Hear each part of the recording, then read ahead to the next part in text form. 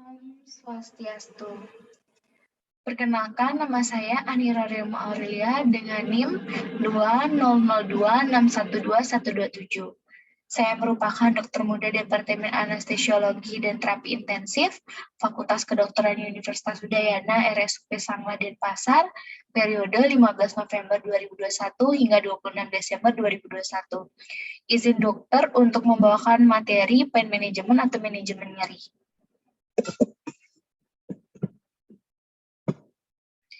Jadi yang pertama kita harus mengetahui terlebih dahulu definisi nyeri.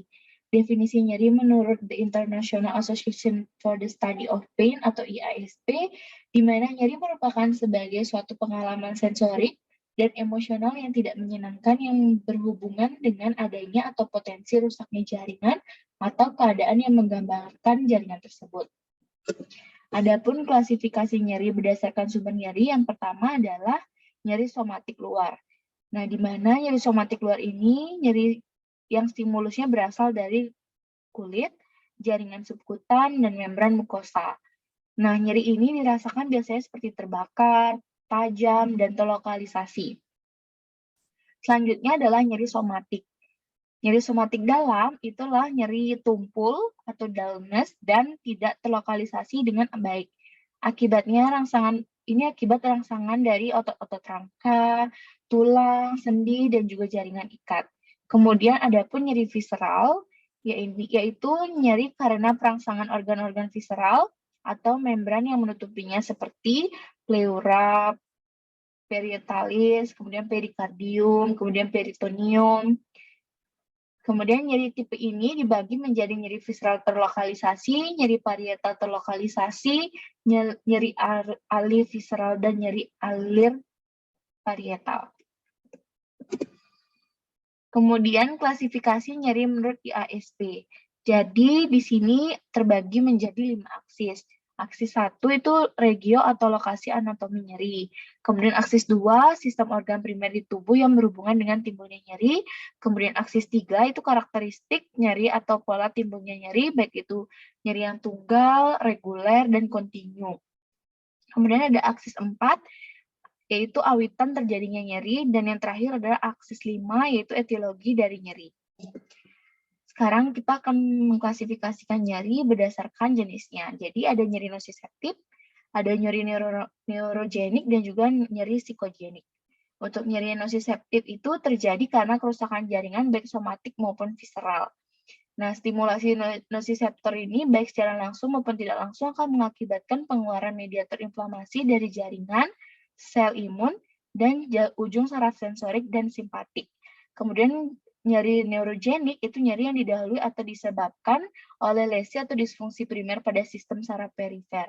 Nah, hal ini biasanya disebabkan oleh cedera pada jalur saraf perifer, infiltrasi sel kanker pada serabut saraf, dan terpotongnya saraf-saraf perifer.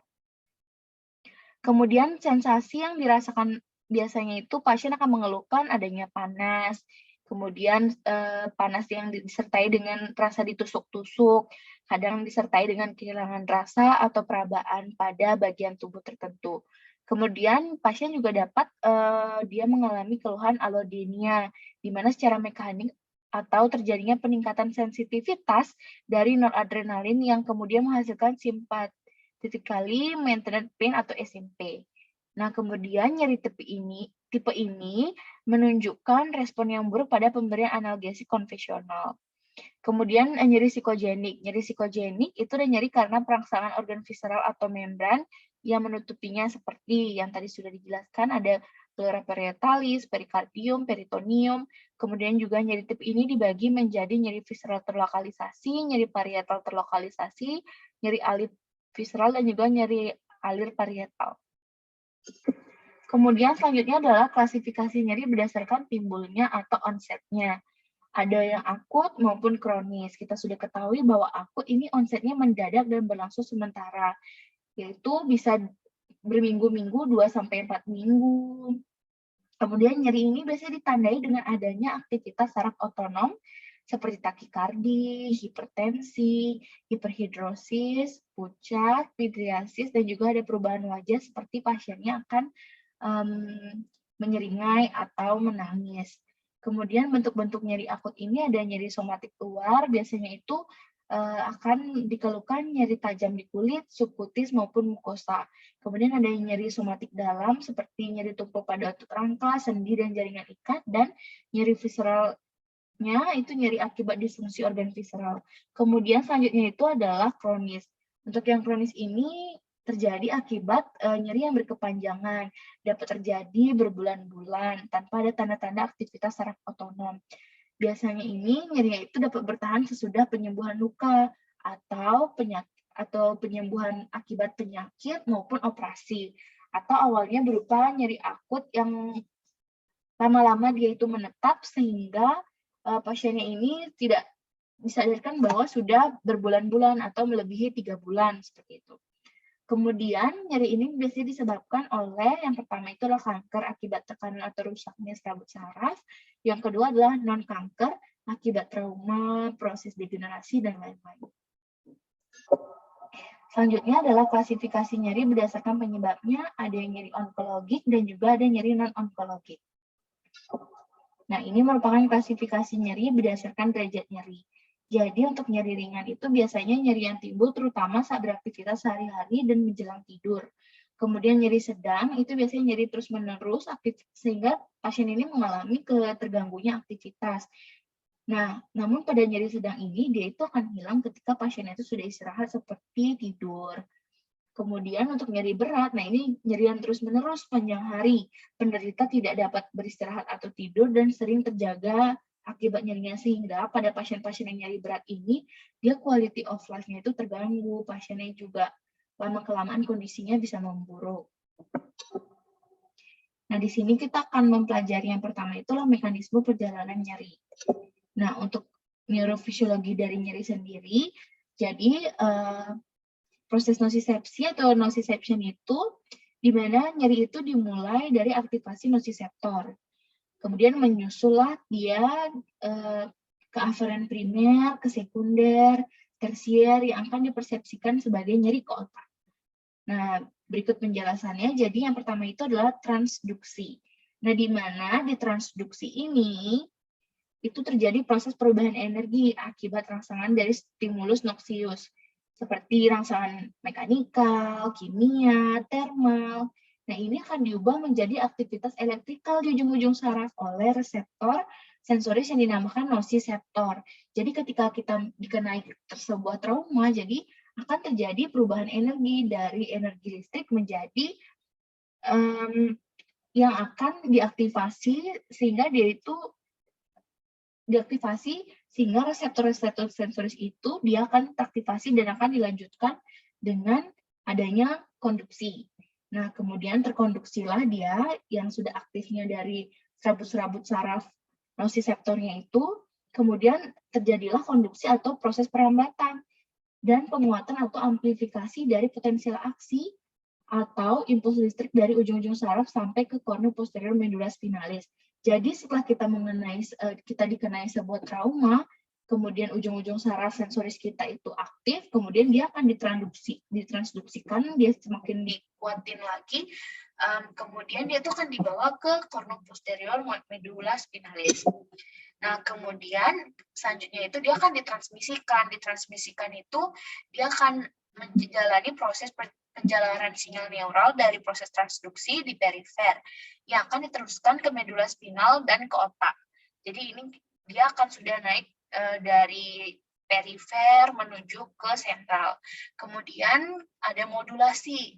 Di sini ini ditransmisikan, kemudian dia akan dimodulasikan. Dimodulasikan ini di sini ada proses inhibitor pada jalur descendant dan mempengaruhi perjalanan sinyal nociceptif setiap tingkat medula spinalis. Jadi dia akan melewati beberapa tingkatan-tingkatan anatomi dari medula spinalis. Selanjutnya itu adalah setelah dia naik ke sistem saraf pusat, nah pada di otak itu, jadi akan dipersepsikan oleh otak kita. Nah, di sini hasil akhir dari proses interaksi yang kompleks dari proses transduksi, transmisi, dan modulasi sepanjang aktivasi sensori yang tadi sampai dia pada area primary sensory cortex yang ada di otak kita atau di korteks cerebri kita. Dan ini akan masuk ke bagian otak lain yang menghasilkan suatu penafsiran subjektif yang disebut dengan persepsi nyeri. Jadi tidak hanya korteks cerebri, jadi banyak lagi bagian-bagian otak yang akan meresepsikan ini adalah sebuah nyeri.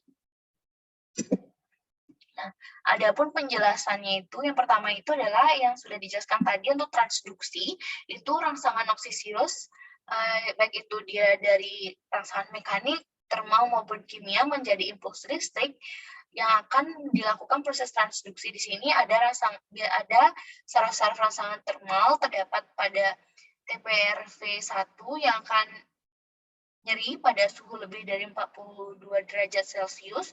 Kemudian pada saraf perifer kita ada rangsangan TRPM atau TRPA1 yang terasa nyeri pada suhu kurang dari 12 derajat Celcius.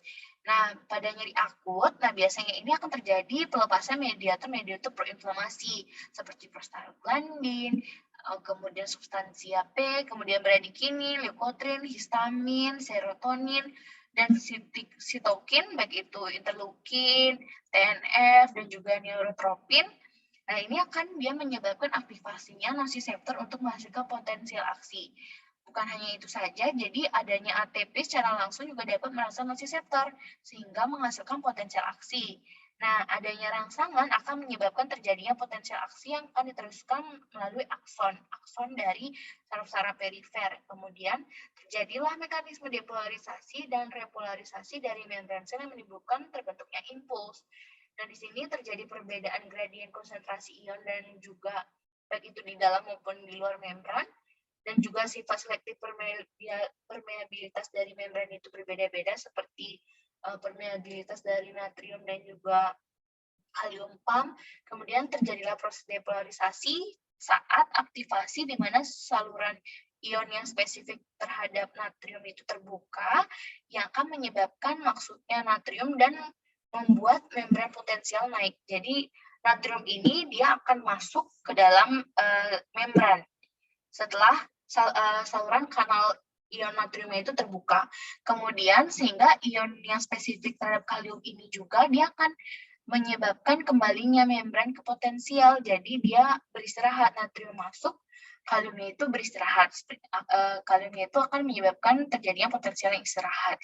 Kemudian terjadilah proses polarisasi.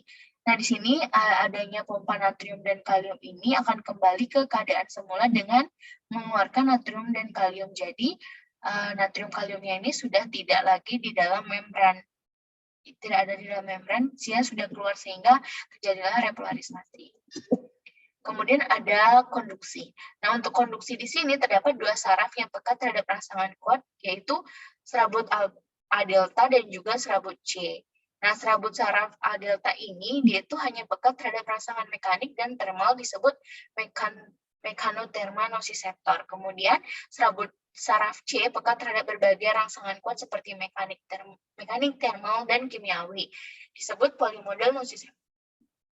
Kemudian ada neurotransmitter yang dilepaskan oleh serabut A delta di presinaps yang hanya pada glutamat, kemudian serabut C melepaskan glutamat dan juga substansi P atau neurokinin atau polipeptida. Nah, selanjutnya hal tersebut akan berhubungan dengan mekanisme nyeri pasca bedah, di mana proses inflamasi rangsangan kuat hanya diterima dan diantarkan oleh serabut saraf C saja. Rangsangan kimiawi mediator inflamasi. Tadi sudah dilakukan konduksi, selanjutnya itu adalah modulasi. Nah, untuk modulasi di sini adanya interaksi antara sistem analgesik endogen, yaitu ada endorfin, NA5-HT ini, dengan nocicepsis yang langsung masuk ke kornu posterior. Nah, kemudian rangsangan nyeri akan diteruskan oleh serat-serat A delta dan serabut C ke sel-sel neuronociceptik di kornu dorsalis medula spinalis. Nah, di setiap segmen medula spinalis ini dia akan terjadi interaksi antar impuls yang masuk dengan inhibisi interneuron dan inhibisi descendens. Kemudian bergantung penderita lebih baik merasakan dominan yang mana. Misalnya jika efek inhibisinya lebih kuat, maka penderita tidak akan merasakan nyeri. Kemudian ada pun transmisi. Kemudian yang transmisi ini, proses perpindahan impuls listrik dari neuron pertama ke neuron kedua terjadi di kornu posterior melalui spinothalamikus ke talamus dan ke otak tengah. Nah, talamus sendiri ini akan mengirimkan impuls pesan nosiseptif ke korteks somatosensorik dan sistem limbik, di mana traktus spinothalamikus dari namanya saja, dari spinal atau medula spinalis ke talamus. Nah, ini dari talamus akan berganti menjadi neuron ketiga, menuju ke korteks cerebri dan pada somatosensorik di mana nyeri sensorik dirasakan berupa lokalisasi, intensitasnya, dan juga lamanya dari nyerinya ini.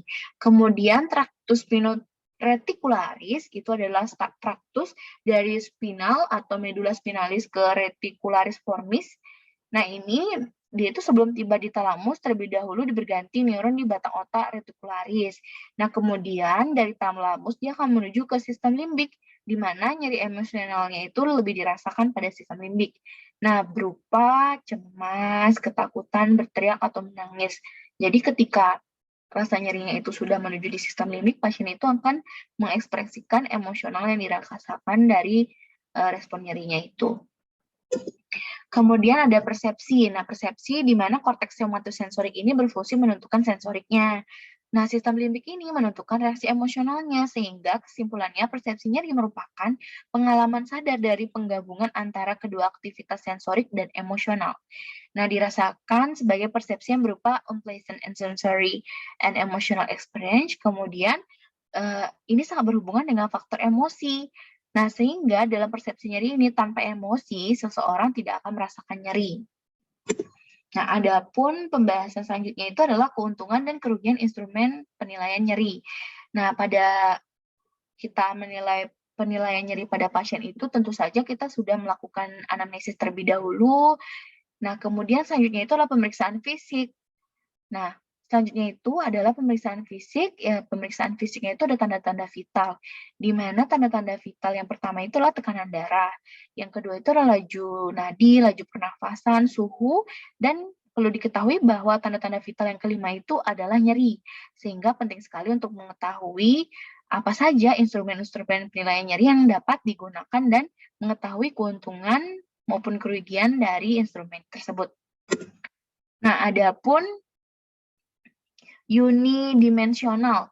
Nah, di sini dia cocok sekali untuk nyeri-nyeri akut, kemudian hanya mengukur intensitas nyerinya saja, dan skala yang biasa digunakan untuk evaluasi pemberian analgesik. Nah, ini yang pertama adalah VASCOR. Tentu saja VASCOR ini singkatan dari Visual Analog Scale. Nah, ini adalah cara yang paling baik digunakan untuk menilai nyeri. Nah, skala linear ini menggambarkan secara visual gradasi tingkat nyeri yang mungkin dialami seorang pasien. Rentang nyeri ini diwakili sebagai garis panjang 10 cm dengan atau tanpa tanda pada tiap sentimeter. Bisa dilihat pada gambar. Nah, kemudian di sini VASCOR ini memiliki kelebihan. Kelebihannya itu adalah digunakan pada anak-anak lebih dari 8 tahun dan dewasa. Kemudian penggunaannya ini sangat mudah dan sederhana. Kemudian VASCOR ini sudah terbukti merupakan skala linear yang diterapkan pada pasien dengan nyeri akut pasca operasi. Kemudian skala pengukurannya ini lebih sensitif terhadap intensitas nyeri dibandingkan skala pengukuran lainnya. Secara statistik, VAS ini paling kuat rasionya karena dapat menyajikan data dalam bentuk rasio. Kemudian adapun kekurangannya itu adalah alat bantu untuk mengukur intensitas nyeri sangat bervariatif dan sangat subjektif. Nah, sehingga penilaiannya ini sangat bergantung sekali dengan pasiennya sehingga tidak dapat mengukur semua aspek rasa nyeri. Kemudian susah diterapkan pada pasien-pasien emergensi, baik itu pasien yang mengalami penurunan kesadaran atau pasien-pasien yang mengalami gangguan kognitif. Adapun interpretasi dari cara pemakaiannya ini jadi dinilai tidak ada nyeri apabila nilai VASCOR-nya itu 0 sampai 5 mm. Kemudian nyeri ringan apabila panjang garis ini menunjukkan angka 5 sampai 44 mm. Kemudian pada garis ini kemudian 45 sampai 74 mm, nah di sini dinyatakan sebagai nyeri sedang.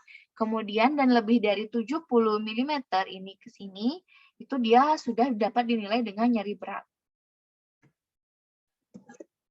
Adapun numeric rating scale, mohon maaf. Jadi NRS ini merupakan skala numerik merupakan alat bantu pengukur intensitas nyeri pada pasien yang terdiri dari skala horizontal yang dibagi secara rata menjadi 10 segmen. Dengan nomor 0 sampai 10, pasien diberi pengertian yang menyatakan bahwa angka 0 bermakna intensitas nyerinya minimal atau tidak ada nyeri sama sekali, dan angka 10 bermakna nyeri yang sangat atau nyeri yang paling parah yang dapat mereka bayangkan. Jadi pasien kemudian diminta untuk menandai angka yang menurut mereka paling tepat dalam mendeskripsikan tingkat nyeri yang dapat mereka rasakan pada suatu waktu. Adapun kelebihan dari NRS ini adalah dianggap sederhana dan mudah dimengerti, kemudian sensitif terhadap dosis, jenis kelamin, dan juga perbedaan etnis. Kemudian untuk kelebihannya lagi adalah lebih baik daripada FAST, terutama untuk menilai nyeri-nyeri akut. Selanjutnya itu ada pun kekurangannya, itulah keterbatasan pilihan kata untuk menggambarkan rasa nyeri. Kemudian tidak memungkinkan untuk membedakan tingkat nyeri dengan lebih teliti. Dan selanjutnya itu adalah dianggap terdapat jarak yang sama antara kata yang menggambarkan efek analgesik. Selanjutnya adalah Wong-Baker Rating Pain Scale atau WBFS. Nah, ini merupakan instrumen yang menggunakan urutan gambar wajah yang menggambarkan ekspresi nyeri. Penilai akan memilih wajah yang paling menyerupai rasa nyeri yang dirasakan pasien sesuai ekspresi wajah pasien. Jadi kita menilai rasa nyerinya itu langsung melihat ekspresi wajah pasien. Nah, kelebihannya ini adalah digunakan pada pasien dewasa dan anak-anak lebih dari 3 tahun yang tidak dapat menggambarkan intensitas nyerinya dengan angka. Kemudian kekurangannya adalah membingungkan untuk menyesuaikan afek. Jadi pada pasien yang tersenyum dan menangis itu sesuai dengan intensitas nyerinya itu mirip-mirip. Kemudian hasilnya ini bisa lebih tinggi dari skala lain dengan wajah netral tanpa nyeri. Selanjutnya itu adalah multidimensional, itu adalah mengukur intensitas dan efektivitas unpleasantness nyeri. Kemudian diaplikasikan untuk nyeri kronis dan juga dapat dipakai untuk penilaian klinis. Adapun yang pertama itu adalah McGill Pain Questionnaire atau MPQ, terdiri dari 4 bagian. Bagian yang pertama adalah gambar nyeri. Kemudian bagian kedua adalah indeks nyeri. Ketiga adalah pertanyaan-pertanyaan mengenai nyeri terdahulu dan lokasinya. Kemudian indeks intensitas nyeri yang dialami saat ini. Ini adalah bagian lokasi nyerinya atau gambaran nyeri yang nanti akan ditunjukkan oleh pasien. Kemudian ada pun indeks nyerinya. Kemudian juga ada pun pertanyaan-pertanyaannya.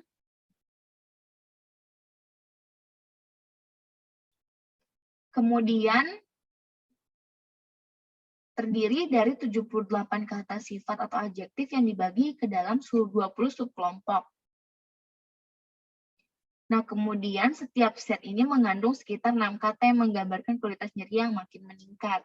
Dapat dilihat pada gambar ya, terdapat 6 kata di mana ini dia akan semakin meningkat. Nah, ini adalah jenis nyerinya untuk pasien mengalami. Kemudian selanjutnya itu pada kelompok 1 sampai 10 menggambarkan kualitas sensorik nyeri atau misalnya waktu atau temporal atau lokasi atau spasial, suhu maupun thermal. Kemudian untuk yang 11, kelompok 11 sampai 15 ini menggambarkan kualitas afektif nyeri. Misalnya nih seperti stres, takut, sifat-sifat otonom. Maaf, jadi kelompok 16 ini menggambarkan dimensi evaluasi. Dan kelompok 17 sampai 20 ini untuk keterangan-keterangan lain dan mencakup kata-kata spesifik untuk kondisi tertentu. Kemudian penilaian menggunakan angka diberikan untuk setiap kata, sifat, dan kemudian dengan menjumlahkan semua angka berdasarkan 10 pilihan kata pasien, maka akan diperoleh angka total. Nah, untuk kelebihannya sendiri, dapat membedakan nyeri nociceptif dan juga neuropatik. Kemudian, deskripsi nyeri yang kronis yang berubah-ubah. Kemudian interpretasi nyeri yang lebih tepat. Adapun kekurangannya itu adalah sangat kompleks dan juga membutuhkan waktu yang lama dan kesabaran. Kira-kira kalau kita menggunakan MPQ ini, dia membutuhkan waktu lebih dari 20 menit maupun sampai 20 menit. Sehingga itulah menjadi kurangan dari MPQ ini. Selanjutnya adalah pain diary atau catatan harian nyeri. Nah, ini adalah tatanan tertulis atau lisan yang mengenai pengalaman pasien dan perilakunya. Jenis laporan ini sangat membantu untuk memantau variasi status penyakit sehari-hari dan respon pasien terhadap terapi. Nah, pasien akan mencatat intensitas nyeri dan kaitannya dengan perilakunya, misalnya aktivitas hariannya, tidur, aktivitas seksualnya, kemudian kapan menggunakan obat, makan, merawat rumah, dan juga aktivitas rekreasi lainnya. Untuk kelebihannya sendiri, ini akan membantu atau dalam memantau variasi status penyakit sehari-hari untuk mengetahui pola nyeri pasien. Kemudian memantau respon terhadap terapi dan pengobatan yang diberikan. Kemudian dapat mengukur keadaan dan perubahan nyeri pada suatu situasi klinis, dan kekurangannya adalah dipengaruhi tendensi dan memori, kemudian perlu kepatuhan dari pasien sendiri, jadi pasiennya harus kooperatif. Dia itu mau menuliskan bagaimana catatan harian nyeri yang dirasakan pasien itu sendiri. Kemudian subjektif sehingga dapat berpotensi bias. Nah, selanjutnya itu pembahasan kita adalah penanganan nyeri akut, sedang, dan berat menurut WHO Step Ladder. Nah, adapun WHO 3-Step Ladder analgesic ladder ini, yang dari bawah ini ke atas ini dari ringan menuju ke pain yang berat atau nyeri yang berat. Nah, adapun langkah pertama, ini adalah langkah pertama, itu obat analgesik non-opiat, kemudian bisa diberikan NSAID atau COX-2 specific inhibitor. Kemudian untuk jika pasien dengan pemberian step 1 ini saja dia belum merasakan nyerinya itu hilang, kita lanjutkanlah ke dia step 2 atau langkah kedua dengan menambahkan obat opioid lemah seperti kodein. Pasien juga belum merasakan perbaikan dari nyeri yang dirasakan ini. Nah, kemudian selanjutnya itu sudah diberikan step 2, pasien masih merasakan nyeri hebat, berikanlah step 3. Nah, step 3 ini menggunakan opioid yang keras atau yang strong, itu dengan morfin. Boleh juga ditambahkan opioid. Nah, kemudian adapun tabel dari obat-obatan analgesik, yang pertama itulah nyeri ringan. Ada farmakoterapi tingkat 1, di mana obat-obatan yang bisa digunakan itu bisa aspirin, kemudian acetaminophen. Aspirin dengan dosis 325 sampai 650 mg maksimal 4 gram per hari, dengan kita memberikannya itu adalah tiap 4 jam sekali. Kemudian acetaminophen 325 sampai 650 mg dosisnya diberikan 4 sampai 6 jam sekali. Kemudian pada farmako tingkat kedua, jadi di lini keduanya kita bisa berikan ibuprofen 200 mg 4 sampai 6 jam sekali. Kemudian sodium naproxen awalannya kita berikan 440 mg, selanjutnya berikan 220 mg. Berikanlah 8 sampai 12 jam sekali. Bisa diberikan ketoprofen 12,5 mg 4 sampai 6 jam sekali. Kemudian selanjutnya itu adalah jika pasien-pasien dengan nyeri sedang, berikanlah farmakoterapi tingkat 3. Nah, di sini kita berikan nama obatnya itu acetaminophen, bisa ibuprofen, bisa sodium naproxen, ketoprofen. Ini dosisnya menyesuaikan. Misalnya diberikan aspirin 1000 mg. Untuk jadwalnya sendiri acetaminophen 4 sampai 6 jam sekali, ibuprofen 4 sampai 6 jam sekali, sodium naproxen 8 sampai 12 jam sekali. Kemudian ketoprofen berikan 4 sampai 6 jam sekali. Kemudian farmako tingkat keempat itu jika farmakoterapi tingkat 3 gagal, OAINS, yang dipilih dapat diganti. Nah, pilihan OAINS kedua ini sebaiknya dari kelompok kimia yang berbeda. Di sini ada farmakoterapi tingkat 5. Itu adalah opioid, misalnya kodein. Kemudian untuk yang nyeri sedang, di sini ada farmakoterapi tingkat 6. Ada tramadol, bisa diberikan dosisnya itu 50 sampai 100 mg. Jadwalnya itu 4 sampai 6 jam. Dan ada pun nyeri berat, di sini farmakoterapinya itu tingkat 7. Kita berikan obatnya itu morfin. Nah, indikasinya bila terapi non-narkotik tidak efektif dan terdapat riwayat terapi narkotik untuk nyerinya, bisa diberikan morfin. Jadi, harus berhati-hati sekali menggunakan obat-obatan analgesia yang kuat seperti ini. Kemudian ada pun campuran agonis dan antagonis pentazosin. Nah, ini mekanismenya itu dia akan memblok aktivasi komponen mu reseptor itu mu kompleks reseptor. Kemudian agonis parsial ini dia akan memblok aktivasi komponen mu kompleks reseptornya juga. Izin dokter untuk presentasi saya sampun selesai. Terima kasih untuk teman-teman, untuk para penonton yang sudah memberikan atensinya. Semoga presentasi ini bermanfaat. Mohon maaf jika ada kesalahan maupun kekurangan dari presentasi saya dan kata-kata atau perbuatan yang kurang berkenan tadi. Di akhir kata saya ucapkan Om Santi, Santi, Santi, Om. Terima kasih semuanya.